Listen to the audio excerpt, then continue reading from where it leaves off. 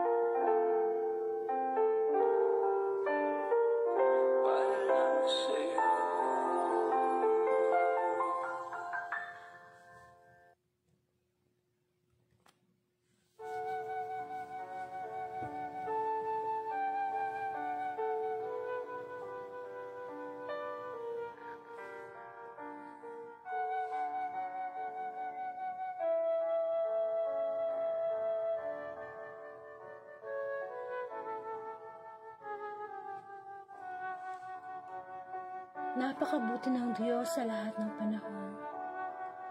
Ang kabutihan ng Diyos sa bawat isa sa atin ay hindi masusukat ng anumang material na bagay. Ang kanyang mga salita ang tunay nating kayamanan.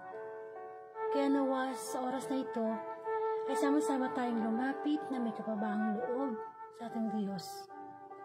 Sa ngalan ng Ama at ng Anak, Espiritu Santo. Amen. Purihin ka, amang Diyos na makapangyarihan sa lahat. Marami pong salamat sapagkat araw-araw ang binhi ng iyong mga salita ay maitanim sa aming puso. Makinig sa iyong mapagmahal na pagpapaalala sa aming mga kahinaan. Ang iyong mga salita ay may kapangyarihang magpagaling. Nawa, Panginoon, sa oras na ito, nananalig po kami ng kapuspusan ng iyong banal na Espiritu ay naririto. Ngunit hayaan mo muna kami lumapit sa iyo na may kababaang loob upang humingi ng kapatawaran sa aming mga pagkukulang. Sa mga pagkakataong kami nakalimot at nasaktan ka namin, Panginoon. Muli, Ama, ang iyong abang lingkod ay lumalapit sa iyo na may kababaang loob at humihingi ng paglilinis sa aking puso at isip. Ano po man ang aking nasabit na ikilos at naisip na nakasakit sa iyo, Panginoon, humingi po ako ng kapatawaran at linisin mo po ang aking puso. Ang aking tinig ay gamitin mo lamang daluyan ng iyong tinig upang sa ganun kahit ako po ang nagsasalita ay makikinig ako sa iyong mensahe. Isang mensahe na pagmamahal, isang mensahe na maaaring makapagpabago.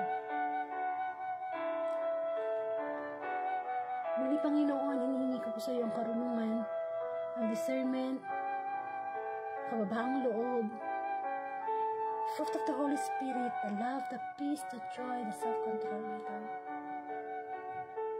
Ikaw po ang bida sa Facebook Live na ito, ikaw po ang nais kong maitaas. At ngayon din po, Panginoon, dinadalangin ko ang mga bagong gising, mga makikinig, mapa-live or mapa-replay, na hipuin mo po ang kanilang puso. Ano po man yung magulo, masakit sa kanilang kalooban, Panginoon, heal them, O Lord. Heal us, O Lord. Focus kami ngayon sa iyong mensahe sapagkat ang iyong salita ay makapangyarihan sa lahat ng makapangyarihan. Lalaho ang lahat, ngunit isa sa iyong magsalita ay hindi maglalaho mapagkailanman. Kaya Panginoon, come Holy Spirit, we need you. Ang lahat ng ito'y dalangin ko po sa iyo, Ama, sa pangalan ng Anak, kaysa ng Espiritu Santo. Amen.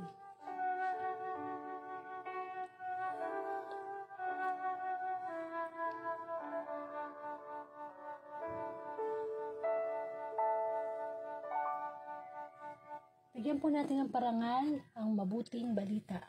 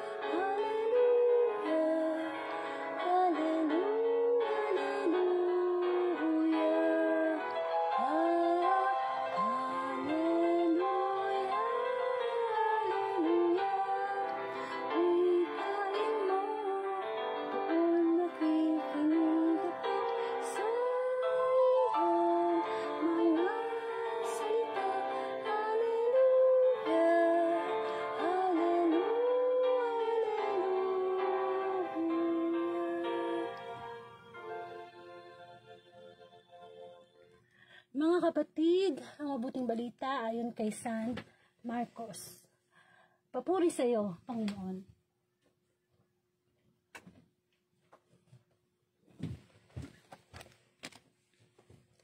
Ang pangangaral ni Juan Bautista. Ito ang mabuting balita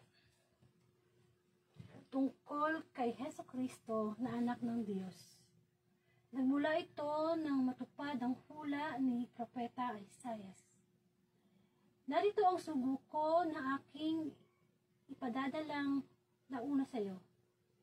Inihanda niya ang iyong daraanan. Ito ang sabi ng isang sumisigaw sa ilang. Ihanda ninyo ang daraanan ng Panginoon. Tuwirin ninyo ang kamay, ang kanyang mga landas, at tumating nga sa ilang si Juan, nagbabautismo at nangangaral. Sinabi niya sa mga tao, pagsisihat tagdan ninyo ang inyong mga kasalanan at pabautismo kayo upang kayo'y patawarin ng Diyos. Halos lahat ng taga-Judea at taga-Jerusalem ay pumunta kay Juan upang makinig. Ipinahayag nila ang kanilang mga kasalanan at sila'y binautismuhan niya sa ilog Jordan. Hinabing balahibo ng kamelyo ang damit ni Juan at balat ng kanyang pamingkis. Ang kanya namang pagkai balang at purut-pukyutan. Lagi niyang sinasabi sa kanyang pangangaral. Darating nakasunod ko ang isang makapangyarihan kaysa akin. Hindi ako karapat-dapat magkalag ng tali ng kanyang mga panyapak. Binabautismuhan ko kayo sa tubig, ngunit babautismuhan niya kayo sa Espiritu Santo. Mga kapatid, ang mabuting balita ng Panginoon, pinupuri ka namin, Panginoong Hesukristo. Amen. So, muli, samayin niyo po ang kapayapaan ng Panginoon na kung saan ang Diyos ay nagbibigay ng mabuting balita sa pamamagitan ng Facebook Live. Napakabuti na umpisahan natin ang ating araw sa pakikinig ng mabuting balita. Upang yung mga susunod pang mga mangyayari sa araw na ito, hindi natin alam kung ano yun, mag-guide tayo ng Banal na Espiritu Santo upang maging malakas tayo spiritually. Not only physical strength dapat ang inihahanda natin, kundi yung spiritual. Spiritual kasi everyday meron tayong spiritual battle. Hindi natin nakikita yung ating mga kalaban, ang mga forces ng evil na magde-destroy ng relationship natin kay God. So, welcome po sa The Word of God Daily Gospel, na kung saan ang layunin po ng Facebook Live na ito ay ipalaganap ang mabuting balita through Facebook Live. And of course, 2019 pa po ito nagsimula at sa awa ng Diyos hanggang ngayon ginagamit pa rin ng Diyos bilang instrumento through social media na ipalaganap ang good news. Kasi nga good news, no? Kailangan good news kapag nakakarinig tayo ng gospel. Kailangan mabuti, positibo yung dating niya sa atin. At ako nga po pala si Sister Angelica, taga Bulacan at sa Pokong Katoliko. And of course, balikan po natin yung mabuting balita kahapon, linggo. Amen. So, mamayang gabi po kasi, meron po akong guest preacher, si Brother Noel Sibal. So, siya po yung magbibigay ng reflection sa Monday Gospel natin, December 11, 2023 ngayon. So, kahapon po, ito yung Gospel na pagnilayan natin kahapon, December 10, 2023. Sunday Gospel po. So, ayun, ang tungkol po, ang pagbasa po natin ay nagmula kay San Marcos, chapter 1, verses 1 to 8. At ito po ay tungkol sa pangangaral ni Juan Bautista. So, kilala ba natin si Juan Bautista? Madalas po nating marinig yan sa mga gospel. Si Juan Bautista po ay talaga namang kalugod-lugod sa paningin ng Diyos. Maaring masabi natin na halos ang katangian ng Panginoong Jesus ay taglay din niya. Siya ay may mababang kalooban, mapagtiis, at talagang sumusunod sa kalooban ng Diyos. Actually, itong si Juan Bautista, may kaya naman to sa buhay. Hindi naman siya dapat mangaral or sabihin na natin, pwede naman siya magbuhay mayaman. Pero ipinakita po sa mabuting balita kung ano yung kanyang kasuotan, kung anong uri ng pagkain ng kanyang kinakain. Hindi yung pagkain ng mayaman. No? So, masasabi ni pulot pukyutan, binanggit dito sa gospel, no? At ang suot niya damit ng balat ng hayop. So, bakit kaya ginawa niyo, no? Sino kayang tao na pwede namang magbuhay mayaman, pero pipiliing talikuran ang kayamanan o ang magandahawang buhay para lang mangaral ng salita ng Diyos? Kasi, nung time, ito kasi si Juan Bautista, talagang mataas ang kanyang pagsamba, pagsunod sa Diyos. Talagang naniniwala siya sa kapangyarihan ng salita ng Panginoon. Kaya, napakabuti ng Diyos. And of course, si Juan Bautista, pinsan yan ni Jesus Christ. At si Juan Bautista, mother niya si Elizabeth, tatay niya si Zacarias. So, magpinsan sila halos, no? And pareho silang kinalulugdan ng Diyos. Yung kanilang mga ina, si Juan Bautista, si Elizabeth, at si Birheng Maria, ang ina ng Panginoong Jesus. Actually, nung mga buntis yan, yung mga nanay nila, nag-uusap pa sila yan yung mga nanay. At talaga ng mga, doon pala sa sinapupunan, nung makausap ni Elizabeth, si Mama Mary, naggagalaw. Si Juan Bautista, yung baby na Juan Bautista sa tiyan ni Elizabeth, talagang nagpupuri, no? Sa tiyan pa lang, talagang nagpupuri na si Juan Bautista sa Panginoon. So, maraming naging followers si Juan Bautista. And, of course, kilala siya bilang talagang nangangaral ng salita ng Diyos. Actually, may senaryo sa kwento ng buhay ni Juan Bautista na pinapugutan siya ng ulo ni Haring Solomon. Kasi si Haring Solomon, may nagsayaw sa kanya na isang babae na nagngangalang Salome. Nung sumayaw yung babaeng ito, napakaganda ng kanyang sayaw at talagang nabighani, bumilib si Haring Solomon. At ang sabi ni Haring Solomon, hingin mo ano mang yung gusto mo ba ng kayamanan so ibibigay ko sa iyo ko. So imbis na kayamanan o material na bagay, ang hiningi ni Salome, hiningi niya ang ulo ni Juan Bautista. At of course, si Haring Solomon wala siyang magawa. Kahit alam niya na itong si Juan Bautista isang matuwid na tao, pinaputulan pa rin niya ng ulo kasi ayaw niyang mapahiya sa mga tao. Sabi nga, ang utos ng hari ay hindi mababali. So, si Juan Bautista, kilala talaga sa pagiging matuwid. Kahit si Haring Solomon Kahit si Haring Solomon, kilala niyang mabuti to. So, si Juan Bautista ay sumisigaw sa ilang. At ano ang sinisigaw niya? Ang sabi ni Juan Bautista, talikuran niyo na ang iyong mga kasalanan at magbalik loob na kayo sa Diyos. Amen. Yan ang statement.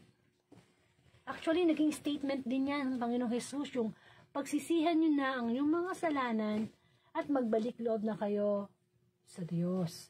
Kasi si Juan Bautista talagang inihahanda niya ang pagdating ng Panginoong Jesus.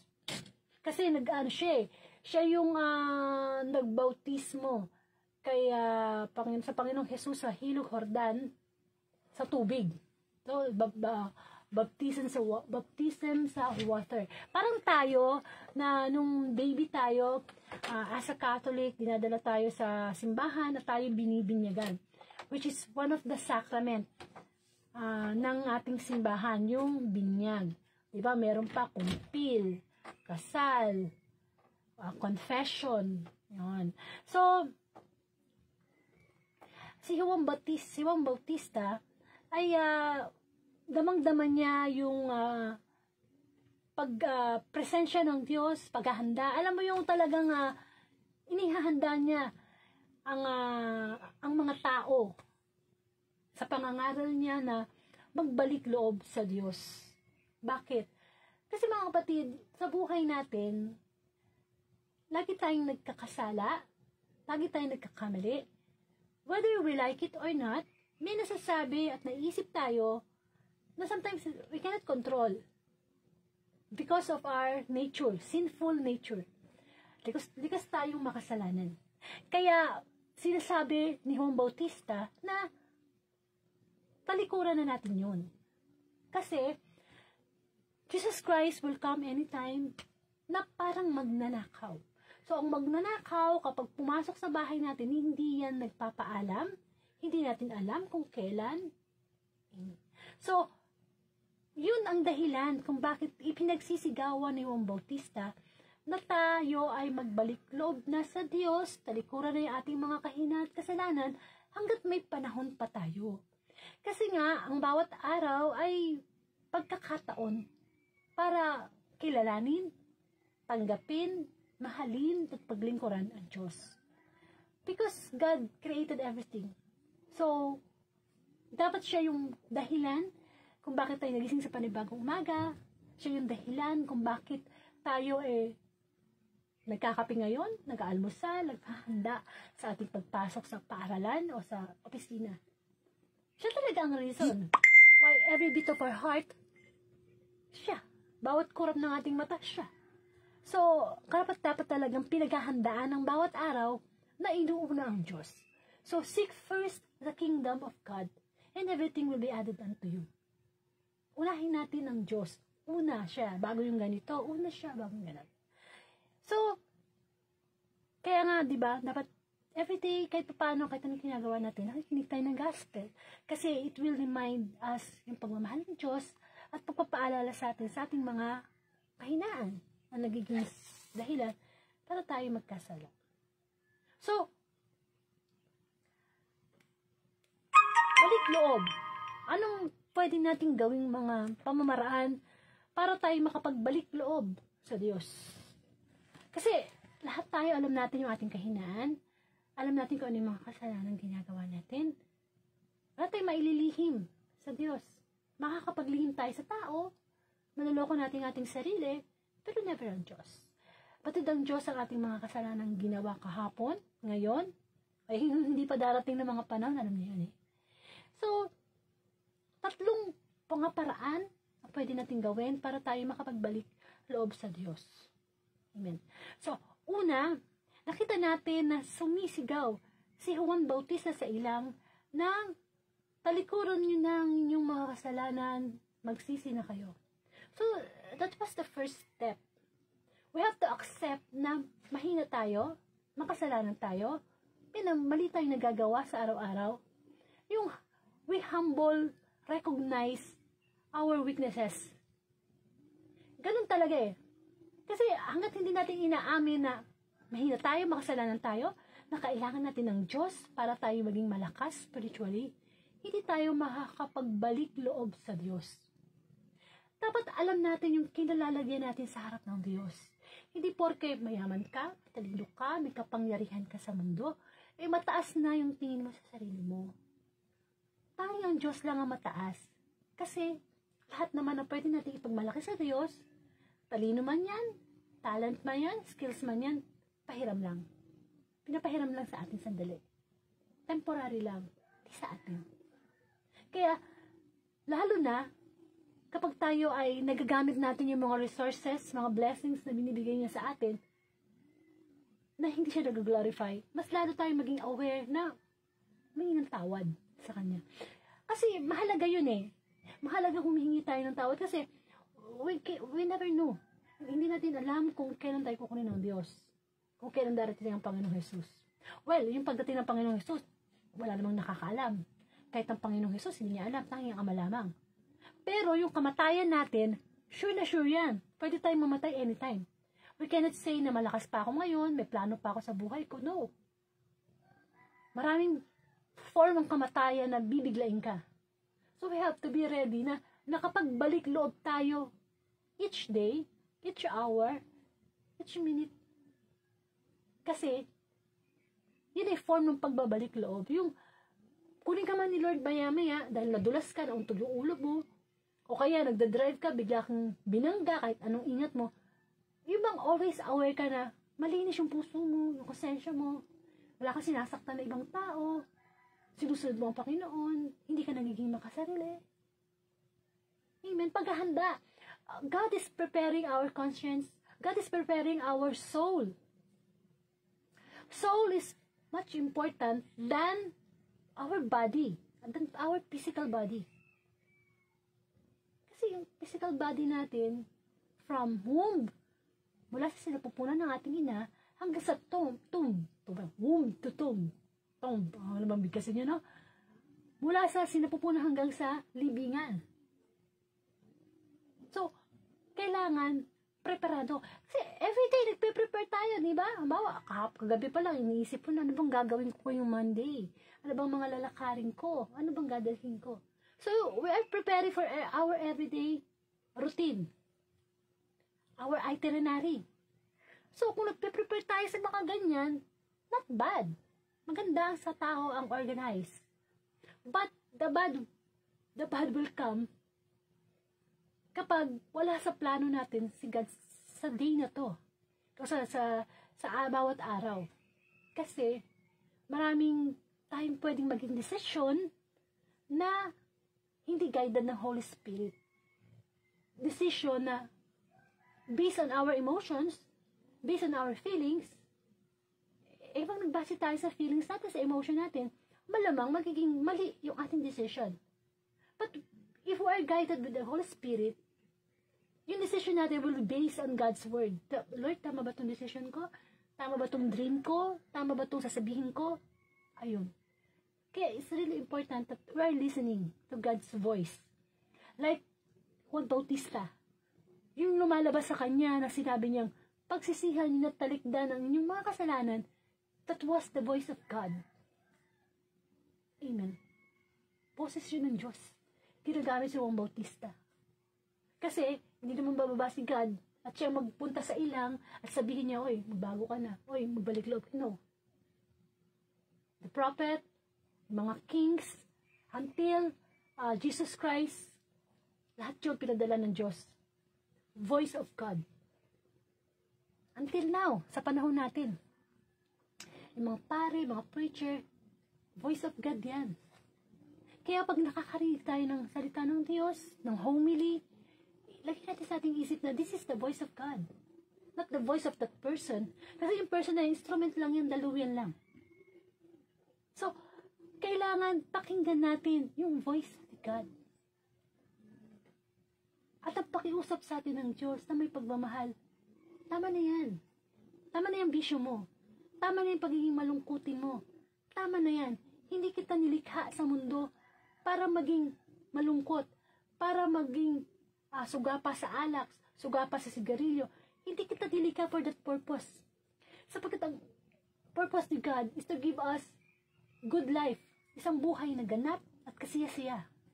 Bakit hindi ka masaya ngayon? Bakit hindi ganap ang buhay mo sa palagay mo? Parang feeling mo may kulang. Why? Because kaya may kulang, hindi mo maaring nakikita. Yung meron ka na, hindi mo napapasalamatan. O kung napapasalamatan mo man, you are also always looking sa mga bagay na wala. Na kung tutusin, sometimes we pray for something na bibigay ng Diyos sa tamang pagkakataon, tamang oras, tamang panahon. That's why sometimes napaforget natin na humingi forgiveness, magpatawad sa kapwa. Because masyado tayo nagiging busy sa kakahanap ng mga bagay dito sa mundo. Kapatid, hindi masama ang magtrabaho, mangarap, bumili ng ganito, bumili ng ganyan. Pero meron tayong dapat top priority sa buhay natin. Yung bang, ang totoong problema talaga natin, lahat tayo, paano ko makakapagbalik loob sa Diyos? Paano ko makakapunta sa langit? Yun na kasi ang pinakamataas na pwede natin pangarapin, yung langit. Seek first the kingdom of God, the heaven. Yung maisulat yung pangalan natin sa book of life. Na kapag nagkaroon na ng judgment day, pag binuksan yung book of life o yung aklat ng buhay, nandun yung pangalan natin. Kasi hanggat hindi nandoon ang pangalan natin, hanggat wala doon yung pangalan natin, Walang kabuluhan ang naging buhay natin dito sa mundo.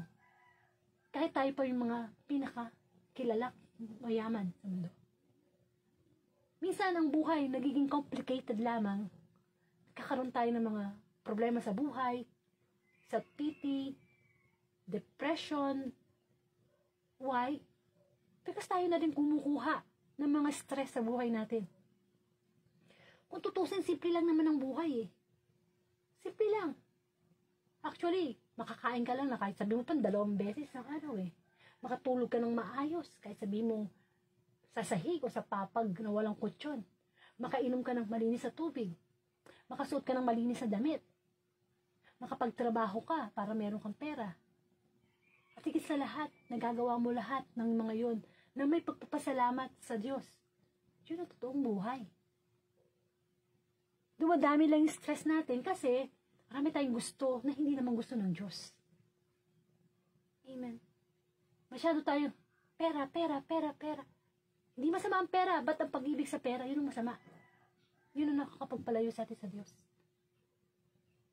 Bakit sa bawat araw ay hingi natin yung God, more God, more God, more God, more God. Para nakikita natin yung malinaw na plano ng Diyos sa atin. Na magsisi tayo. And of course, the reason why Jesus Christ gave His life para tayo ay makalapit sa Diyos Ama at humingi ng tawad. Just imagine kung hindi sinunod ng Panginoong Jesus sa pagpapako sa krus, hindi siya namatay at muling nabuhay, wala tayong karapatang lumapit sa Ama at humingi ng tawad. But because of the love of the Father to us, as sinners, ngayon, malaya tayong makakapagdasal sa Diyos. Malaya tayong makakabasa ng Bible. Malaya tayong makakarinig ng mabuting balita. Pero nandoon yung kalayaang lumapit sa Panginoon. Bakit di natin ginagawa? Libre, pero priceless. Ano hinahanap natin? Mga makamundo, mga nasa mundo, na nakakapaglayo sa atin ng Diyos, sa Diyos. Ginawa na ni Jesus Christ yung part niya. Para nang sa ganon, tayo ay makalapit. At yung inis na inis ang dyablo. Bakit? Tayo ay makasalanan, pero binibigyan tayo ng Diyos ng pagkakataon na lumapit sa Diyos at humingi ng tawad. Ang dyablo, hindi niya magagawa yun eh. Hindi siya luluhod sa Diyos para humingi ng tawad. Bakit? Because Satan is full of pride. Kaya nga siya naging demonyo eh. Kasi maganda na siyang anghel noon eh. Yabang niya, gusto niya maging Diyos. Hindi ba? Tayo, yung nagiging hadlang na sa paglapit natin sa Diyos is our pride. Hanggang yung pride na yan, nandiyan dyan, devil will come and come again para tayo i-destroy. So, hindi tayo makapagsisi ng ating mga kasalanan, hindi natin maamin sa Diyos ang ating mga kasalanan because of our pride. Bakit ako hingi ng tawad sa Kanya? Ako yung nanay, anak ko lang siya. Bakit ako hihingi ng tawad sa Kanya? Boss niya ako, empleyado ko lang siya. Bakit? Diba, bakit ako, no? Ako, no? Nakasentro sa sarili natin. Bakit si Jesus Christ ang ipinako sa krus? Ba't hindi tayo? Wala naman siya kasalanan eh. Hindi ka piranggot na kasalanan, wala. Pero Jesus Christ gave His life.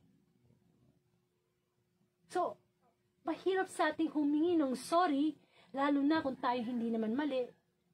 Pero if we don't have that pride, kahit siya ang mali, may kasalanan, ikaw pa ang kusang lalapit para makipag-ayos. And that's called humility. Pagsisisi, pagtanggap. Sapagkat sabi sa Mateo, ang hindi nagpapatawad sa kasalanan ng kapwa, kahit kailan hindi rin patatawarin ng Diyos kapag siya ay humingi ng sorry kay God. We always want forgiveness from God. Lord, patawarin mo ako. Lord, patawarin mo ako. Pero pag lalapit na yung kapwa mo naman ang hihingi ng patawad. Sorry, ayoko, umalis ka sa harapan ko. Hindi pa. Hindi natin pwedeng sabihin na, tao lang ako, hindi ako Diyos. Totoo naman talaga yung tao na tayo. Yun nga nakakahiya sa harap ng Diyos eh. Tao na nga lang tayo, hindi pa tayo makapagpatawad. Para makapagbalik loob na tayo sa Panginoon. Samantalang ang Diyos, kapag siya'y nagpatawad, siya'y lumilimot. Kasi kung hindi lumimot ang Diyos sa ating mga kasalanan, Ay nako, milyones na ang kasalanan natin kung nagkikip siya ng records of our wrongs. Isa sa mga characteristics ng pag-ibig is yung you're not keeping wrong nung taong mahal mo. Pagbabalik loob, pagsisisi, pagtalikod. Ang hirap kasi sa atin, kapag nagkakasala tayo, yung kasalanan na yun, tatalikuran natin, tapos babalik tayo uli. So, anong nangyayari? Balik. Diba? Balik parang bawi-bawi. Hindi ba? Eh, ang mahirap kasi doon, yung paghingi natin ng tawad, tapos ginawa natin uli, tapos mamatay na pala tayo mamaya, ay, mahirap yun. Kaya kailangan, lagi tayong ina-examine natin yung ating katatayuan sa harap ng Diyos. Lord, ano bang nagawa ko sa iyong kasalanan kahapon? Ito ba'y na aking nahingi ng tawad? And of course, the true repentance ay yung hindi na ginagawa uli. Tumatalikod na, hindi na binabalikan. Kasi ang kasalanan daw na binabalikan ay parang chewing gum na pagkatapos mong nguyang-nguyain na matagal na oras, eh di wala nang lasa yun, no? Tapos idudura mo, syempre wala nang lasa eh. Pagkatapos maya-maya pupulutin mo ulit at kakainin mo ulit, eh yung chewing gum na yung galing na sa putikan, maring tinapaktapakan na ng tao. Ganun ang kasalanan kapag binabalikan natin. Nagiging marumi ulit tayo. At kapag tayo ay nagkakasala, ang una nating sinasaktan, ang Diyos. Actually, pangalawa ang ating sarili. Kaya kung may galit ka sa kapwa mo, hindi yung kapwa mo ang nasasaktan. Ikaw mismo. Kinakadena mo yung sarili mo sa galit. Tinatanikala mo. Kaya ang paglaya sa galit, ang pagpapatawad sa kapwa, nasa atin din ang susi eh. Kaya dapat alam natin na wala tayong pagmamalaki sa Diyos. Na kung ano man yung kasalanan ng ating kapwa, ipagpasa Diyos na lang natin. Hayaan natin si Lord ang gumanti. Hayaan natin si Lord ang magparusa. Amen. Yun ang unang step. Kailangan tayo ay humingi ng kapatawaran at huwag nang bumalik sa ating mga kasalanan. Pangalawa, anong gagawin natin para paghandaan ang pangangaral ni Juan Bautista na ask ng repentance. So una, mag-ask tayo ng repentance. Pangalawa, makinig tayo sa mabuting balita everyday. Gawin natin itong maintenance na makapagpapalakas sa atin. Kasi kahit matanda na tayo, may mga pagkakataon na alam na natin na mali ang ating ginagawa, may consequences na pero ginagawa pa rin natin. Ang pakikinig sa salita ng Diyos ay nakakapagpagaling. Nakakapagpagaling spiritually. So, kapag meron tayong mga kasalanan, kahinaan, makakapintasan, ang salita ng Diyos ang kasagutan. So, una, repentance. Pangalawa, kailangan tayo ay makinig sa mabuting balita. Kasi kailangan magbunga yun. Kailangan magbunga yun ng pagbabago. Kaya si Juan Bautista ay nagsasalita sa ilang na magsisi na kasi gusto ng Diyos na tayo ay magbago. Sa atin mismo yun eh. Para sa atin yun eh. Yung pagbabago na yun. Kasi pag nagbago tayo from our masasamang ugali, sino ang nag-glorify natin? Ang Diyos. Sino ang dapat bigyan ng papuri? Ang Diyos. Kahit sabihin pa ng kapwa natin na ang bait mo, no. Diyos lang ang mabait. Diyos lang. Kaya kailangan tayo ay nagbabalik loob sa Diyos at nagbabago. Kasi syempre, pag humingi ka na ng sorry kay God, ano yung na-expect ni God? Magbago tayo. At paano tayo mababago kung hindi tayo nakikinig ng salita ng Diyos? Hindi tayo nare-remind. Nakakalimot tayo. Eh, alam mo naman ng mundo ngayon, maingay eh. Ang social media, maingay eh. At ano ba mga finifeed ng social media? Karamihan, hindi nag-glorify ang Diyos. Ilan ba ang interesado na makinig ng mabuting balita? Napakakaunti. Amen. Kaya totoo na konti lang ang papasok sa langit. Ginugulo tayo ng mundo. Sapagkat ang nagahari sa mundo ay si Satanas. Kaya may mga nade-depress, nalulungkot. Kasi yan ang gusto ng dyablo. Nagpapakamatay, may mga taong makasarili. Yan ang gusto ng dyablo. Pero anong gusto ng Diyos? Huwag tayo maging ganyan. Ang gusto ng Diyos maging Christ-like tayo. Kasi kung ano yung pinamana ng Ama sa anak, ipamamana din sa atin. Kung binigyan ng Diyos Ama ang Panginoong Yesus ng buhay na walang hanggan, tayo din binibigyan, no? Napakagabuti ng Diyos. So, ang panawagan ay tayo ay magsisi, tayo ay magbago, at pagkatapos, ano yung pangatlong dapat natin gawin? Kapag tayo ay nagbago, dapat ibinabahagi natin ito sa iba. Halimbawa, dati ka lasinggero, babaero, mabisyo, magagalitin, mainggitin. Nagbago ka sa Diyos. Tinalikuran ng kasalanan. Dapat yun, isinishare mo sa iba. Kung hindi mo maipangaral, pwede kang gumamit ng mga ganito. Sa TikTok, sa YouTube. Pwede mong i-share sa kanya. Kailangan sinishare kasi ganun ang pag-ibig ng Diyos hindi sinolo ng Panginoong Hesus. Mahal na mahal ng Ama ang anak, hindi sinolo. Kaya yung anak, share niya ang mabuting balita. It's just a matter of process. Repentance, transformation, tsaka yung pag-share. Paulit-ulit lang yun. Pagkitang nagbago ka, sinare mo sa iba, yung napag-sharean mo, i-share niya sa iba, tapos yung napag-share niya, nagbalik loob sa Diyos, tapos nagbago, tapos nag-share. Ganun lang dapat ang cycle ng ating faith. Kung binigyan ka ng kapitbahay mo ng spaghetti, nasarapan ka, hindi mo ba i-share sa anak mo, sa asawa mo na, uy, ang sarap ng spaghetti na binigay ng kapitbahay natin. Ganon din ang salita ng Panginoon. Have to share. Kasi utos sa atin ng Panginoon yan na kailangan nating ibahagi ang mabuting balita. At hindi naman lahat talaga nabibigyan ng pagkakataong gawin to na mayroong gift of preaching. Pero through our action. Minsan kahit hindi ka magsalita, pag nakikita sa kilos mo ang Diyos, yun na yun Mismo yung tao mo, yung kapwa mo na magsasabi sa'yo na matuwid ka, na mabuti ka, na mabait ka. Hayaan mo sila magsabi nun. So, cycle lang yan. Pero ang pinakamahalaga sa bawat araw, hindi natin nakakalimutan humingi ng kapatawaran sa Diyos at pagkatapos, sundin na natin kung ano ang kanyang kalooban. Nabubuhay tayo sa mundong ito dapat dahil sa kanyang gusto, hindi sa gusto natin. May mga question tayo sa isip natin na never masasagot kahit kailan, sapagkat limited lang yung ating kaisipan. Ngunit ang kaisipan ng Diyos is unlimited. Hindi natin masusukat ang kanyang karunungan. Ang trabaho lang natin is sundin ang kanyang kalooban.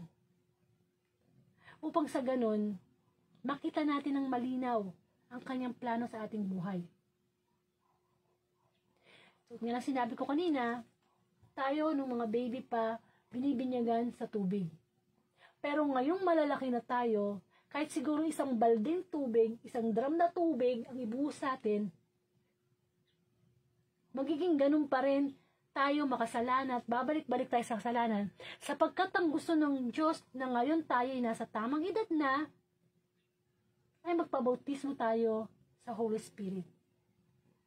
Kaya nga merong baptism of the Holy Spirit Amen. Bakit? Sapagkat ang binabago ng Diyos ay yung ating espiritu. Live by faith, not by sight. Kasi kung maglilive tayo sa faith, marami tayong makikita na hindi nakikita ng iba. In a sense na tanging marireveal sa atin ng Diyos. Kasi nabuhay, nag-active yung spiritual life natin. Hindi tayo pwede puro love life, money life, business life, spiritual life, tante. Kaya kailangan lang talaga natin na i-focus natin yung ating pakikinig sa mabuting balita. Kasi babaguhin tayo niyan eh. Yung spiritual healing because our Jesus Christ is a divine healer. Sa bawat oras, sa bawat araw, gamot ang salita ng Diyos sa mga pusong nasusugatan, mga relasyong nasisira, mga pangarap na hindi natupad. So, kailangan mabautismuhan tayo sa banal na Espiritu. Tsaka nakita nyo, no? Si Juan Bautista, anong sabi sa mabuting balita? Wala siyang karapatan, no? Wala siyang karapatan ni magtanggal nung sintas, maybe tali ng sandalyas ng Panginoong Jesus. Ganun kababa ang kalooban ni Juan Bautista. So, hindi natin talaga magagawang magtalikod sa ating kasalanan kung hindi mababa ang ating kalooban. Hindi ka makakapunta sa pare, hindi ka makakapunta sa confession room kung hindi mo talaga ino-all out yung kababaang loob. Mahirap gawin yun. Pero, may mga character sa Bible na, at saka yung mga santo natin, na nabuhay sila na mayaman. Pero tinalikuran nila ang kayamanan, ang lahat, para sa Diyos. Tayo, hanggang saan natin pwedeng talikuran ang meron tayo para lang masunod natin ang kalooban ng Panginoon. Lahat ng meron tayo maglalaho. Pera, material na bagay, bahay, lupa, ang mahal natin sa buhay. E pag nawala na lahat yun, saan tayo dadamputin? Kaya kinakailangan na lagi nating i-recognize yung ating kababaang loob sa harap ng Panginoon. Kasi kapag ganun tayo, makikita ng Diyos na, oo, minsan nagkakamali pa rin tayo, nagkakasala, pero ang tinitingnan ng Diyos ay yung desire nating magbago. Sa part ng dasal ng Ama namin, meron yun eh. Yung, Ama namin, sa langit ka, sambahin ang ngalan mo, sa amin ang kaharian mo, sundin ang loob mo dito sa lupa para na sa langit. Bigyan mo kami ng aming kakanin sa araw-araw, at patawarin mo kami sa aming mga sala, para ng pagpapatawad namin sa nagkakasala sa amin. Huwag mo kami pahinto-tukso, iadya mo kami sa lahat ng masama. Hindi ba? Yung actually Ama namin na yan, kumpleto na yan eh. Kumpleto na yan. Adoration, di ba? Yung acts, adoration, contrition, thanksgiving, supplication. Pero syempre, kahit alam na ng Diyos yung ating panalangin, gusto pa rin yung marinig kung anong gusto natin. Kasi gagamitin natin yung free will natin. So nawa lagi natin piliin, araw-araw, bago tayo matulog. Kahingi ba ako ng tawad? Check. Nung hingi ba ako ng tawad, nagbago ba ako? Check. Pangatlo, nagbago na ako, naibahagi ko ba sa iba? Check. Para sa ganun, araw-araw nakahanda tayo. Hindi tayo mapag-iiwanan. Hindi natin maririnig yung salita ng manghuhusga sa atin na ikaw ay isang walang niya, ikaw ay isang walang kwenta, doon ka sa impyerno. Instead, marinig natin yung you're a good and faithful servant, halika, pasok ka sa langit. At hindi mangyayari yun kung hindi tayo tatalikod sa ating mga kasalanan. At hindi na magbabalik sa kasalanan yan. Yes, mahirap sa una tanggalin yung mga nakasanayan natin. Pero walang imposible sa Diyos. Wala. Kahit ikaw pa yung pinakamasamang tao, pumatay ka ng 10, nagmasaker ka, nagnakaw ka, ikaw yung pinakamaruming tao sa palagay mo dahil sa sobrang kasalanan mo, kaya ako, kaya tayong lahat na paputiin ng Diyos na mas maputi pa sa bulak. Kung tayo lang ay magbabalik loob sa Kanya, tatalikod sa ating mga kasalanan, at aaminin, with humility, na wala tayong magagawa kung wala ang Diyos. Ama namin, sa langit ka, sambahin ang ngalan mo. Baka sa amin ang kaharian mo, sundin ang loob mo dito sa lupa para nasa langit. Bigyan mo kami ng aming kakanin sa araw-araw at patawarin mo kami sa aming mga sala para ng pagpapatawad namin sa nagkakasala sa amin. Huwag mo po kaming pahintulot sa tukso at kadiyan mo kami sa lahat ng masama. Salamat, Panginoon, sa pagpapaalala mo po sa amin na marami kaming nagagawang kasalanan sa harapan mo. Patawad, Panginoon, sa mga pagkakataong mas inintindi namin ang aming nararamdaman kaysa sa nararamdaman mo. Patawad, Panginoon, sa mga pagkakataon na hindi namin inisip kung gaano mo kami kamahal at hindi pinabayaan. Lalo lang sa mga pagkakataon kaming nanghina, ikaw ay nandiyan. Patawad, Panginoon, sa mga pagkakataon hindi kami nagpatawad ng aming kapwa. Patawad, Panginoon, na naging mapagmataas kami.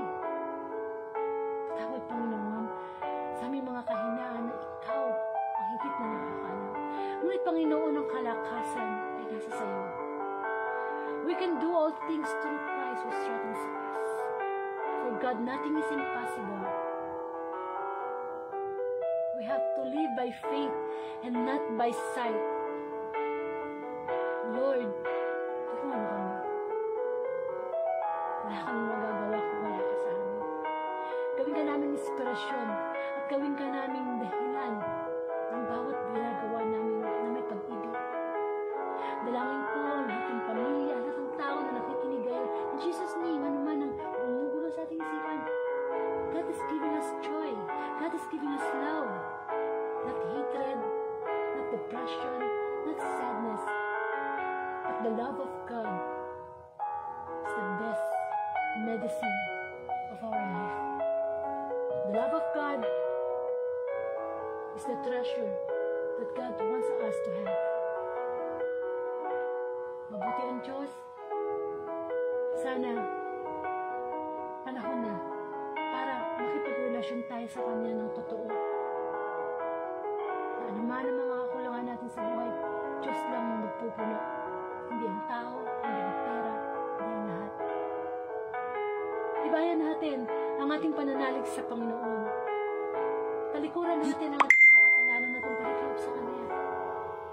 Magpabautismo tayo sa banal na Espiritu na siya magbibigay sa atin ng mga bunga ng pag-ibig, the love, the joy, the peace, the self-control, kindness. Mabuti ang Diyos sa lahat ng pagkakataon. Maraming salamat, Lord, sa muli pagpapaalala mo sa amin na kami kababaang loob na humingi sa iyo ng kapatawaran. At nawa, ang pagpapatawad mo ay magdulot sa amin na magpatawad din sa iba. May bahagi ka, magbago kami, upang sa ganoon, ang iyong salita ang magiging gamot sa aming mga pusong nalulungkot. Maraming salamat. Ang lahat ng ito'y dalangin ko po sa iyo, Ama, sa pangalan ng Anak, kaysa ng Espiritu Santo. Amen. Amen. Maraming salamat, Panginoon, sa mensahe mo. Muli pinaalala mo sa amin na ang muling pagbabalik ng Panginoong Hesus, no, inaalala natin yung muling kanyang pagsilang na ang isang simpleng sanggol ay ipindala dito sa mundo. Isang sanggol na simple, nabuhay ng simple, pero makapangyarihan. Nawa yung kanyang kamatayan at muli pagkabuhay, nagkaroon tayo ng passes para lumapit sa Diyos sa humingi ng kapatawaran. Huwag nating baliwalain yung opportunity na yan because opportunity knocks only once. And of course, kung hindi nyo naabutan ang December 10, 2023 Gospel, pwede nyo po itong ulitin sa aking Facebook account. And of course, yung YouTube account ko, sana po ay mag-subscribe kayo para someday, kung lolobi ng Diyos, makapag-live din po tayo sa YouTube, sa TikTok, sa Instagram, o kung saan pa. Sa ngayon, Facebook muna. Amen. And of course, pakishare na lang po itong Sunday Gospel, December 10, 2023 sa inyong timeline. Pagpapakita rin yan ng pagbabalik loob sa Diyos na, yun nga, di ba? Pagbabahagi. Kailangan natin magbahagi ng salita ng Panginoon sapagkat maraming gutom spiritually sa salita ng Diyos. And of course, alam nating may magagawa ang Panginoon.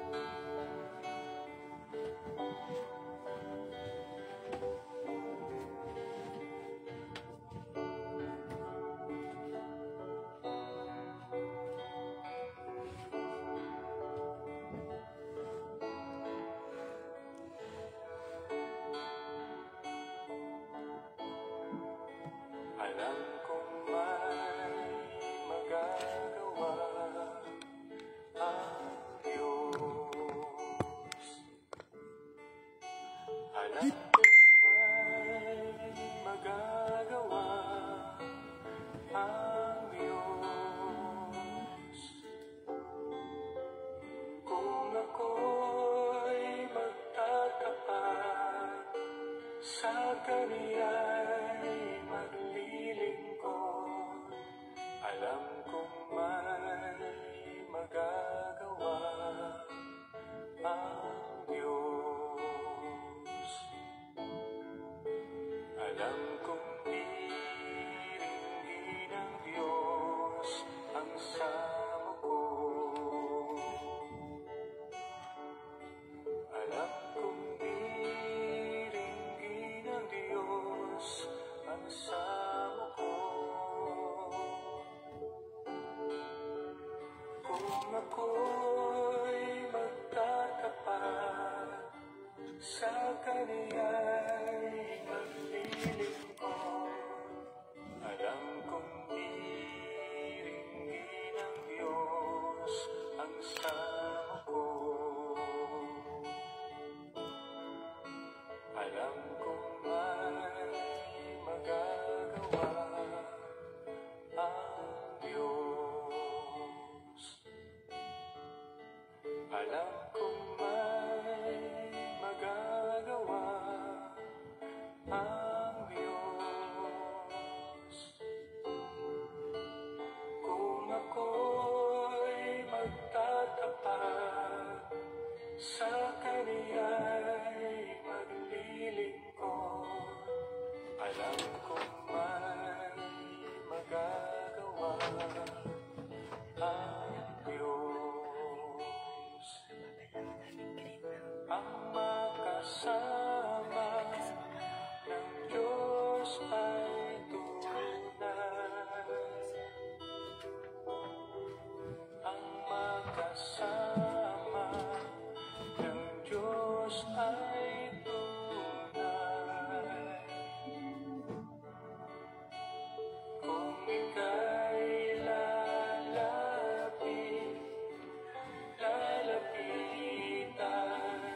ka niya, ang makasama ng Diyos ay tunay. Ang makasama ng Diyos ay tunay. Ang makasama ng Diyos ay tunay. Kung ika'y lalapitan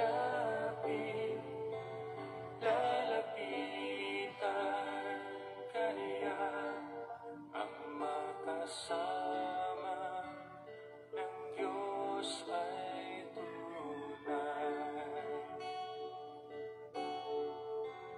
Mayroong magandang mangyayari sa'yo kung lalapit ka kay Jesus. Mayroong magandang mangyayari sa'yo kung lalapit kay Jesus.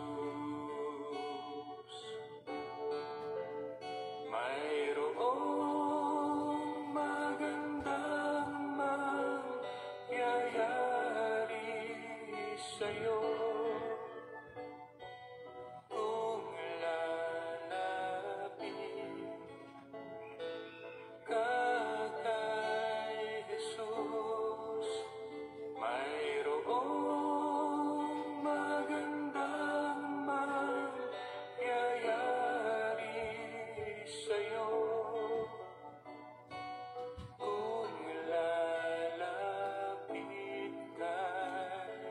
Jesus.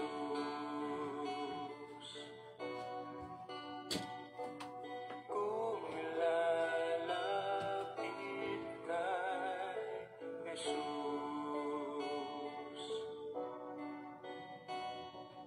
kung lalapit kay Jesus.